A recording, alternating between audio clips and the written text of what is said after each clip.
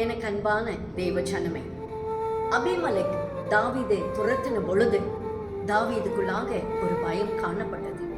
அந்த பயத்தின் சூழ்நிலையிலே தான் சங்கீதக்காரனாகிய தாவீது எழுதின சங்கீதம் 34வது சங்கீதம் 34ஆம் சங்கீதத்தில் 4வது வசனத்தை நான் வாசிக்கிறேன். நான் கர்த்தரை தேடினேன், அவர் எனக்கு செவி கொடுத்து என்னுடைய எல்லா பயத்திற்கும் என்னை நீங்களாக்கி விட்டார். தாவீது அந்த பயத்தின் சூழ்நிலையிலே அவன் ஆண்டவரை தேடின பொழுது எல்லா பயத்திலிருந்து ஆண்டவர் அந்த தெய்வ மனுஷனை விடுதலை ஆக்கினார்.